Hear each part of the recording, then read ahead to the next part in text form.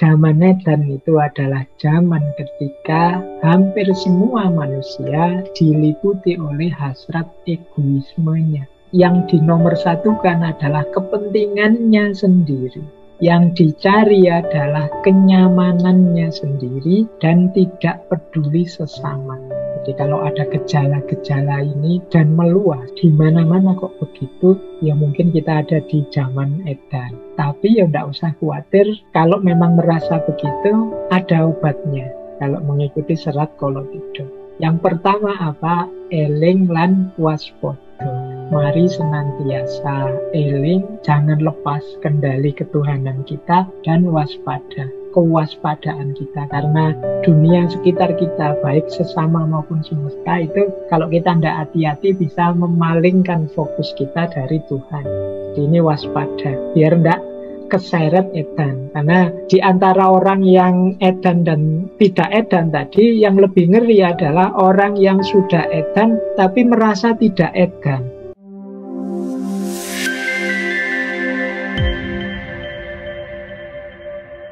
Bismillahirrahmanirrahim. Alhamdulillahirabbil alamin. Wassalatu wassalamu ala asyrofil anbiya'i wal mursalin sayyidina wa maulana Muhammadin wa ala alihi wa ashabihi wa man tabi'ahum ila yaumiddin. Amma ba'du. Bapak Ibu semua yang saya hormati, juga Mas Agus yang berpayah-payah ini ngomong kita semua di kajian yang kita cintai ini.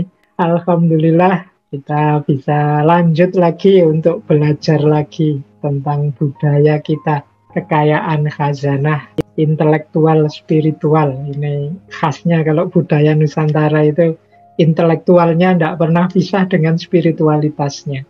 Jadi tidak pernah hanya intelektual saja, selalu intelektual yang gandeng dengan spiritual. Siang hari ini kita akan belajar bagaimana orang Jawa melakukan kritik secara politik, tapi sekaligus punya nilai spiritual yang sangat tinggi. Saya yakin Bapak Ibu pernah mendengar nama Ronggowarsito. Kita lihat salah satu dari gagasan beliau yang populer sekali tentang zaman edan. Kita sering mendengar ini syair zaman edan ini dari Ronggowarsito ini. Beliau kalau dalam khazanah Jawa merupakan pujangga yang terakhir. Jadi setelah beliau tidak ada lagi orang selevel pujangga. Jadi pujangga ini ya intelektual, ya ahli spiritual, dan juga sastrawan. Ini makanya beliau ini disebut pujangga Jawa terakhir, karena setelah ini sulit mencari orang yang secara sekaligus punya tiga kapasitas, sekaligus ya intelektual, ya spiritual, ya sekaligus beliau punya kepedulian sosial, pokoknya paket komplit orangnya. Nah, Bapak Ibu pasti pernah dengar kalau dari namanya. Mungkin pernah dengar ramalan-ramalan tentang bagaimana Indonesia merdeka, Jongko Joyoboyo misalnya. Itu kan namanya Joyoboyo, tapi itu sebenarnya penulisnya Ronggowarsito, membahas tentang ramalan dari Raja Joyoboyo dari Kediri. Bagaimana tahun-tahun kemerdekaan itu kapan. Beliau ini lahirnya 1802, nanti meninggal 1873. Tapi dari naskah-naskahnya itu kelihatan beliau ini kalau bahasa Jawanya waskito. Jadi kalau di Sufi waskito ini orang yang makrifat. Jadi tahu bahkan tentang masa depan nanti yang terjadi apa. Nanti di naskah beliau beberapa menunjukkan beliau ngerti persis kapan Indonesia akan merdeka dengan sandi-sandi, dengan istilah-istilah. Karena beliau ini hidupnya zaman Belanda, zaman penjajahan Belanda, meskipun beliau pujangga Keraton Surakarta. Nah, kita belajar sebentar tentang gagasan ini. Itu foto beliau. Itu yang saya tulis di sebelah, ini guru-guru beliau. Ini mungkin penting ya untuk anak-anak kita hari ini dalam pendidikan. Beliau itu punya pengasuh guru yang beragam keahlian. Jadi, dan ini lengkap akhirnya. Kalau kita itu kan kadang berguru kayak saya ini filsafat, ya filsafat saja. Guru-gurunya ya guru filsafat. Kemudian yang ngerti ilmu apa, ilmu agama, ya agama saja. Ilmunya ngertinya agama saja. Tapi beliau ini gurunya banyak. Karena beliau suka juga mengembara kemana-mana. Nah, yang paling awal beliau punya pengasuh sekaligus guru. Kalau orang dulu menyebutnya cantrik. Cantrik itu orang yang selalu ikut, semacam pelayan. Kalau hari ini mungkin saya tidak tahu ya, mungkin asisten. Jadi cuma Tanujoyo ini pengasuhnya ini mengikuti sejak kecil sampai nanti beliau dewasa. Jadi sehingga Ronggowarsito ini tahu benar seperti apa cara berpikirnya wong cilik. Karena beliau ini ya sejak lahir sudah masuk kelompok bangsawan sebenarnya. Beliau ini kalau diurut masih keturunannya Sultan Pajang, Kanjeng Sultan Hadiwijoyo. Ya memang dari terah keluarganya hampir semuanya ahli sastra, pujangga. Sebenarnya kata Ronggowarsito ini gelar sebenarnya. Ayahnya juga Ronggowarsito, kakeknya Ronggowarsito. Kakeknya ini Ronggowarsito pertama, ayahnya Ronggowarsito kedua, beliau sendiri Ronggowarsito yang ketiga. Jadi kakeknya itu yang Ronggowarsito kedua itu adalah Yosodipuro kedua. Nanti ada Yosodipuro pertama. Beliau sangat dekat dengan kakeknya ini. Nanti yang mewariskan banyak ilmu, yang Yosodipuro kedua atau Ronggowarsito pertama. Kalau ayah beliau Ronggowarsito kedua itu Raden Mas Pajangsuworo. Ini beliau ini Raden Mas Pajangsuworo, ayahnya ini ya pujangga, ya termasuk yang membantu Pangeran Diponegoro dalam perang melawan Belanda. Nah, ini beberapa latar belakang beliau. Jadi beliau ini dari era ketika Mataram Indonesia Nusantara sedang dijajah oleh Belanda. Beliau hidup di era Pakubuwono VIII dan Pakubuwono IX. Di era Pakubuwono VIII beliau masih terhormat, masih sangat dihormati. Tapi begitu masuk ke era Pakubuwono IX, beliau ini dibenci. Jadi disia-siakan oleh Pakubuwono IX karena ada beberapa kasus yang fitnah-fitnah terhadap Ronggowarsito. Jadi ada fitnah bahwa yang membuat ayahnya Pakubuwono IX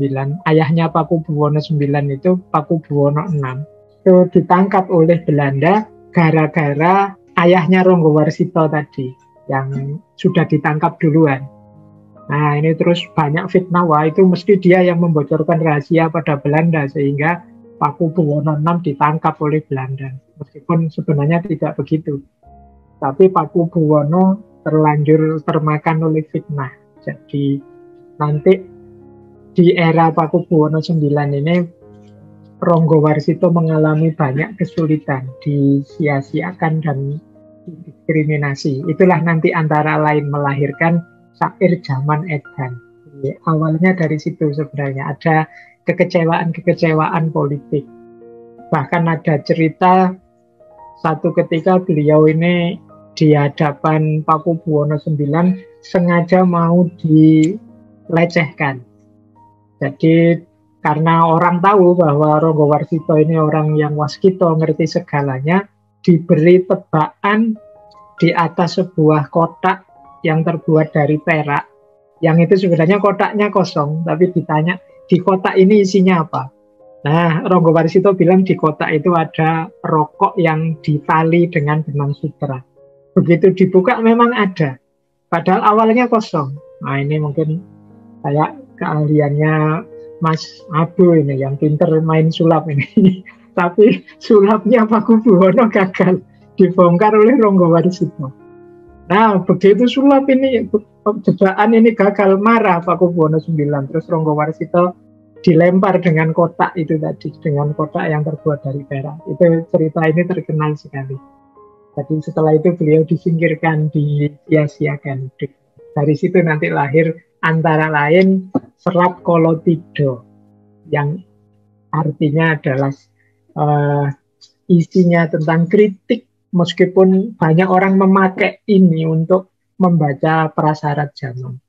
Iya, beliau juga punya guru Kiai Imam Besari. Kiai Imam Besari ini ya sufi zaman itu yang punya pondok di Ponorogo. Jadi Romo Warsito juga pernah mondok. Tapi beliau ini dipondokkan karena waktu kecilnya sangat nakal. Nakalnya apa? Suka main judi. Jadi beliau ini suka main, nama asli beliau Bagus Burhan. Nah, waktu kecilnya dipondokkan ke Ponorogo karena suka main judi. Di pondok pun dia melarikan diri. Tidak kerasan. Lari ke Madiun, kumat lagi penyakitnya, main judi lagi. Sampai satu ketika, secara tidak sengaja di pinggir kali namanya Sungai Kedungwatu di daerah Madiun, ini beliau mengalami pencerahan. Terbuka pikirannya bahwa yang dilakukan selama ini salah. Akhirnya beliau kembali lagi ke pondok, menggali banyak ilmu. Kemudian setelah tamat dari pondok, pulang diasuh oleh kakeknya dan nanti dijadikan anak angkat oleh Pangeran Haryo Buminoto. Ini masih saudaranya Paku Buwono, yang ini mengajarkan banyak ilmu kanuragan. Jadi mengajarkan ini yang membuat dia percaya diri, teguh, dan tangguh menghadapi persoalan. Jadi makanya saya bilang ini dibentuk oleh 4 guru besar. Pangeran Haryo Buminoto, Yosodipuro, Kiai Imam Besari, dan Tanujoyo. Karya-karyanya banyak, mungkin nanti di sesi-sesi kita selanjutnya bisa kita angkat beberapa. Karena ilmu kebatinan, ilmu Jawa itu sebagian besar banyak merujuk karya beliau. Yang paling masyhur untuk kebatinan ya judulnya Wirid Hidayat Jati. Ini sangat-sangat sufistik isinya. Cuma sore hari ini kita akan belajar zaman edannya dulu. Nah, kita pelajari dulu siklus zaman menurut Ronggo Warsito. Jadi bagi orang Jawa, zaman itu berputar secara siklikal. Ada zaman Kolo Tido, kemudian zaman Kolo Bendu, dan nanti zaman Kolo Subo. Kalau setelah Kolo Subo apa? Balik lagi Kolo Tido pasti. Setelah Kolo Tido, Kolo Bendu. Kolo Bendu ini puncaknya zaman rusak. Nanti balik lagi ke Kolo Subo. Kolo Subo aman, makmur, tapi nanti ada Kolo Tido lagi. Ini yang disebut roda zaman. Orang Jawa menyebutnya cokro manggilingan. Zaman ini berputar. Nah, diawali zaman Kolo Tido. Sebenarnya Kolo Tido itu kalau dilihat sebelumnya ya diawali Kolo Subo. Jadi zaman tentram, makmur, aman. Biasanya setelah ada ketentraman lama itu muncul Kolo Tido ini. Kolo itu artinya waktu, Tido itu artinya keraguan-raguan, ketidakpastian. Tido itu artinya ya serba maju mundur, tidak jelas, gojak-gajek. Jadi zaman ini muncul setelah ada stabilitas. Cirinya apa? Egoisme. Jadi di zaman ini itu orang itu sudah merasakan enaknya hidup stabil, enaknya hidup mapan. Itu biasanya orang ingin enak terus. Tidak mau lagi tidak enak. Ini membuat orang terus jadi egois. Jadi ingin enaknya sendiri, ingin menangnya sendiri, ingin senang terus. Akhirnya tidak peduli lagi nasibnya orang lain. Lanjutannya apa? Demi aku dapat enak terus, ingin menang terus, ya baik buruk, benar salah itu jadinya tidak terlalu dipentingkan lagi. Dicari-carikan argumen, dalil biar yang aku lakukan ini tetap benar, tetap baik kok. Tapi sebenarnya tersembunyi di balik itu, aku ini ingin enak terus, ingin menang terus, ingin senang terus. Setiap orang menganggap dirinya benar. Para pemimpin juga menganggap satu-satunya yang benar ya kami. Jadi ini awalnya ini yang disebut zaman Kolo Tido. Orang semakin egois, mikir dirinya sendiri, ingin enak sendiri, ingin menang sendiri, ingin senang sendiri. Orang lain nanti saja, kalau mereka ingin senang ya nomor 2 lah, saya duluan. Nah ini cara berpikir ini berkembang. Mengapa bisa begitu? Karena sudah merasakan sebelumnya. Sebelumnya merasakan stabilitas, enak hidup. Karena masa paling awal ya masa perjuangan biasanya. Setelah perjuangan bangun. Setelah sukses ini nikmat. Setelah nikmat orang cenderung egois. Masing-masing ingin menikmati dan tidak ingin kehilangan kesenangannya. Inilah zaman Kolotido. Dan ini berlanjut, berlarut-larut. Puncaknya apa? Zaman Kolobendu. Di zaman Kolobendu ini puncak keangkara murkaan. Kolo itu waktu, bendu itu keangkara murkaan, kebencian, kesengsaraan. Bendu ini era ketika keegoisan tadi sudah rata. Inilah yang disebut zaman Edan. Jadi zaman Edan itu ketika mayoritas orang Edan, sehingga yang tidak Edan justru dianggap Edan.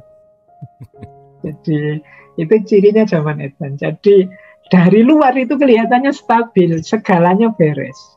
Tapi yo beres di level orang-orang yang karena sama-sama edan, ya cara berpikirnya sama. Seolah-olah stabil, tapi sebenarnya tidak stabil. Jadi seolah-olah beres, tapi sebenarnya tidak beres. Ya nyaman saja sih, orang kelihatan makmur saja, tapi di balik itu ada beragam keangkara murkaan. Banyak suara-suara tertindas yang memang sengaja dibikin tidak terdengar.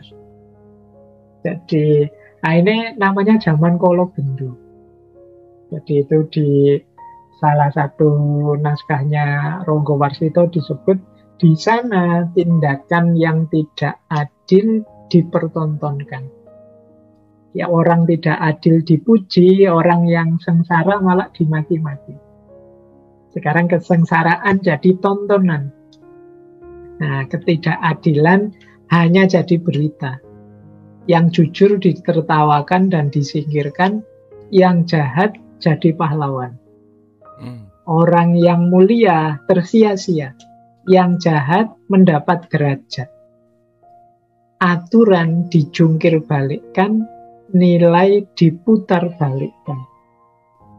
Banyak wanita hilang rasa malunya, banyak laki-laki hilang kehormatannya.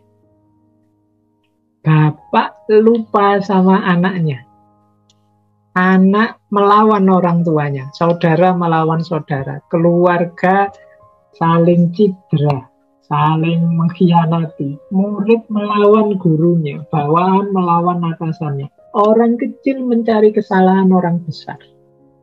Orang kecil mencari kesalahan orang besar itu ya mungkin kita yang awam, kadang-kadang kan ngoreksi orang pintar, yang ulama, yang ahli. Kita yang tidak tahu ilmunya malah marah-marah pada orang yang tahu benar ilmunya. Situasi serba terbolak-balik. Karena apa? Yang waras dianggap edan, yang edan dianggap waras. Orang tidak tahu malu, ya itulah memang zamannya begitu yang baik misalnya. Nah, itu kan harusnya itu keliru edan itu. Tapi karena semuanya begitu, ya itu jadi normal. Jadi inilah cirinya zaman Kolobendu. Murid melawan gurunya. Murid banyak menganggap gurunya itu ya saya yang bayari, jadi dia bertugas untuk minterkan saya. Nah itu kan dia melawan gurunya, seolah-olah guru itu pelayannya dia. Bawahan melawan atasannya. Saudara melawan saudara. Bapak lupa sama anaknya. Yang harusnya ngomong, sekarang malah harus dimomong. Karena tidak karu-karuan kelakuannya. Nah ini zaman seperti ini. Kalau dalam pikirannya Ronggo Warsito namanya zaman Kolobendu. Ini Bapak Ibu jangan nunjuk dulu ini zaman era kapan. Setiap zaman merasa zamannya Kolobendu. Iya, kayaknya udah lama banget di sini terus sih, Mas Faiz. Iya, jadi era kita ini sejak zaman Orde Lama, Orde Baru. Kemarin kita juga selalu mengeluh, jangan-jangan ini zaman Kolobendu.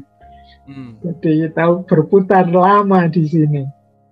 Nah, setelah era Kolobendu ada Kolosubo.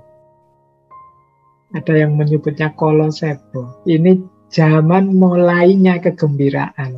mulai balik lagi pada stabilitas kemakmuran. Tapi syaratnya, kata Ronggo Warsito, biasanya muncul namanya Ratu Adil. Jadi Ratu Adil ini orang yang tidak menonjolkan dirinya, tapi menonjol dengan sendirinya. Beda ya antara menonjolkan diri dengan menonjol sendiri, itu kan beda. Karena memang kalau yang pertama disengaja, kalau yang kedua ya memang masyarakat, rakyat yang menganut dia. Sederhana, dia tidak berhasrat lagi pada kekayaan duniawi. Orientasi hidupnya hanya Allah dan masyarakat. Jadi ini disebut oleh Ronggo Warsito sebagai Ratu Adil. Nah, Ratu Adil ini punya kekuatan sosial dan punya kekuatan spiritual. Jadi cirinya dua ini. Kekuatan sosial saja belum, dia bukan Ratu Adil. Kekuatan spiritual saja juga tidak. Jadi spiritualis murni bukan Ratu Adil. Aktivis murni juga bukan Ratu Adil. Ratu Adil itu ya aktivis, ya spiritualis. Punya kepedulian, semangat berkorban, berjuang untuk masyarakat yang tinggi, tapi sekaligus punya kekuatan spiritual, dekat dengan Allah, kemampuan beragamanya tinggi. Makanya dalam masyarakat Jawa dulu, misalnya ketika Pangeran Diponegoro melawan Belanda, itu digelari Heru Cokro. Ini gelar untuk seorang Ratu Adil. Yang pernah dapat gelar ini juga kalau pahlawan nasional itu Haji Umar Said, Cokro Aminoto. Itu pernah juga beliau disebut, Pak Cokro ini disebut salah seorang punya tipe Ratu Adil. Jadi ini tidak usah dicari Ratu Adilnya siapa, paling tidak kita cari orang-orang yang memang punya kapasitas sosial dan kapasitas spiritual. Karena mereka inilah nanti yang kata Ronggo Warsito punya kompetensi untuk melepaskan masyarakat dari jeratan Kolobendu. Nah, para pendukungnya Ratu Adil itu ya nanti orang-orang yang punya karakter eling lan waspodo. Jadi punya karakter eling itu orientasi ke atas, waspodo itu orientasi ke sekitar. Jadi kita harus selalu ingat pada Allah dan waspada, hati-hati dalam hidup bersama orang lain dengan sesama. Jadi ini menunjukkan hidup yang sangat serius, baik secara vertikal maupun horizontal. Orang-orang inilah sebenarnya orang-orang waras yang selamat dari edannya zaman tadi. Baik, nah kalau sudah sukses, kalau Subo, Ratu Adil sukses membuat, kalau istilahnya orang Jawa, gemah ripah loh jinawi, toto tentrem kerto raharjo. Ini kalau sudah nyampe titik ini kalau bahasa Al-Qur'annya baldatun toyibatun warobun wafur. Nah, tapi manusia itu sejarah tidak berhenti. Kalau sudah kolo subo, nanti akan balik ke kolo tido lagi. Ketika orang ini sudah nyaman, sudah enak hidupnya, biasanya terus jadi egois. Ingin enak terus, ingin nyaman terus. Egoisme ini muncul, terjadi konflik-konflik, pada akhirnya memuncak, lahir Kolobendu. Puncaknya kerusakan. Begitu perusahaan memuncak, pada akhirnya muncul seorang penyelamat, Ratu Adil. Dimulailah zaman Kolosubo. Nah, Kolosubo sukses, ya kita tentrem lagi, stabil lagi, tapi tidak usah terlalu lama ini, karena biasanya orang jadi egois lagi kalau sudah seneng itu, balik kalau tidur lagi. Inilah siklusnya. Jadi teori bahwa bagi orang Jawa zaman itu berputar atau cokro manggilinya. Jadi ya semoga saja kita berdoa semoga putarannya ini cepat dan tidak macet ya. Nah, kadang-kadang kalau putarannya macet ini yang di bawah dapat di bawah terus, ini dapat Kolobendu terus, ini tidak naik-naik putarannya, tapi pasti berubah. Tidak mungkin tidak berubah. Baik, jadi ini pandangannya Ronggowarsito tentang siklus zaman. Nah, kita lanjut. Inilah serat Kolotido. Serat ini isinya tidak panjang Bapak Ibu, hanya 12 bait. Tentu saja kita tidak membaca semua pupuh ini 12 ini. Kita ambil yang inti-inti saja untuk siang hari ini. Paling tidak kita dapat gambaran. Seperti apa sih situasi zaman edan yang digambarkan oleh Ronggowarsito. Ini bahasa saya tadi, inilah gaya ngritik. Ini kan beliau ini disia-siakan, didiskriminasi. Sehingga beliau melihat ada banyak ketimpangan dalam pemerintahan era Pakubuwono ini. Terus beliau ngritik. Dan ngeritiknya itu indah. Ini bahasa saya ya. Cara ngeritik yang indah, yang tidak hanya membuat orang kemudian mencari siapa yang salah, tapi terus malah masuk ke dalam diri untuk introspeksi bagaimana meningkatkan kapasitas dan kualitas diri. Ini menurut saya penting ya, kita belajar cara ngeritik, tapi kritik yang indah, yang tidak hanya targetnya untuk yang dikritik, tapi juga meningkatkan kualitas orang yang mengkritik. Selama ini kan kita ngeritik itu seolah-olah kita sudah pasti baik, jadi yang harus diluruskan yang kita kritik. Tapi gayanya Ronggowarsito ini justru setelah dia ngeritik itu perbaikan yang ada dalam diri kita. Baik, kita awali dari cara beliau membaca realitas sekelilingnya. Kata beliau begini, Mangkeyo daro jating projo, kawuryon wusunyoruri, lurah pangrahing ukoro, karono tampo palupi, ponang paramengkawi. Kawileting tias malatkung kongas kasudraniro. Tidem tandaning dumadi hardo yenrat dening karuban rubega. Ini tidak saya baca semua nanti ya Bapak Ibu Jawanya, biar Bapak Ibu bisa paham maksudnya. Nanti bisa dicari aslinya. Kata Ronggowarsito, beginilah keadaan negara saat ini. Kewibawaan sudah sirna. Sulit digambarkan dengan kata-kata. Seperti apa kewibawaan sirna itu? Karena tidak ada lagi yang bisa jadi teladan. Semua telah meninggalkan susila, meninggalkan tata krama sopan santun moralitas. Bahkan para cendekiawan demikian juga. Semua ikut arus zaman Kolotido. Suasananya mencekam, dunia penuh dengan kekacauan. Jadi pertama-tama beliau melihat zaman ini tidak ada lagi yang bisa diteladani. Begitu saya mau meneladani seseorang, ternyata besoknya terbukti dia malah nyeleweng. Begitu saya mau muliakan seseorang, ternyata perilakunya tidak bisa dicontoh pada akhirnya. Para cendekiawan demikian juga. Harusnya para cendekiawan, kalau dalam agama jadinya ulama, kalau dalam ilmu-ilmu umum ya ini intelektual. Ini kan harusnya yang jadi panutan. Tapi ya banyak kelakuan mereka ini yang tidak bisa ditiru. Dan ini kan mengerikan. Ketika satu negara tidak punya teladan, tidak punya panutan, lah generasi kita meneladani siapa? Anak-anak kita yang akan datang akan niru siapa?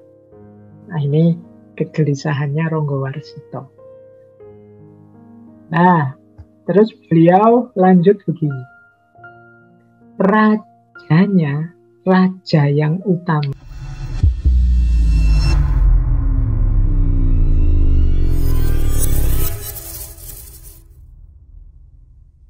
Ceramah yang disampaikan oleh Dr. Fahrudin Faiz membahas tentang konsep zaman edan yang dikemukakan oleh pujangga Jawa, Ronggowarsito.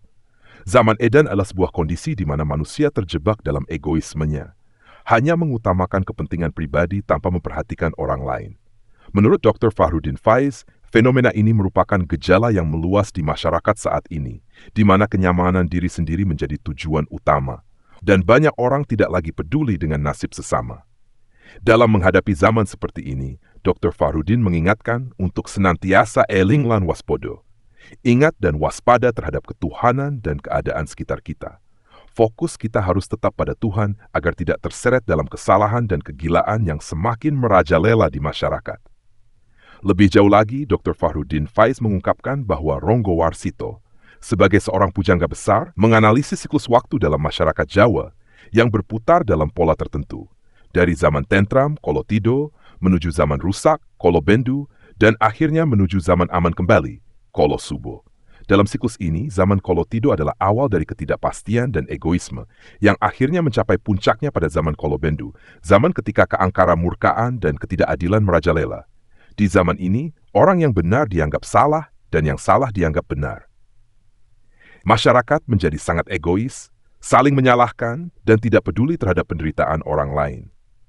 Namun, meskipun keadaan ini tampak suram, Dr. Farudin Faiz memberikan harapan dengan cara hidup yang benar, yaitu melalui kewaspadaan dan kebaikan yang berfokus pada Tuhan.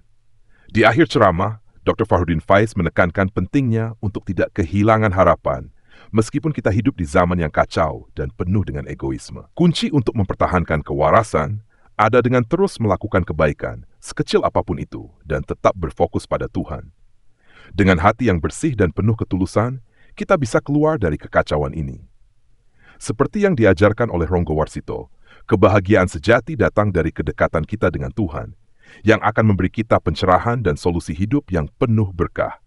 Pada akhirnya, kita harus berserah diri kepada Tuhan dan berusaha menjalani hidup dengan penuh keikhlasan, agar kita dapat terhindar dari kegilaan zaman dan menemukan kedamaian sejati.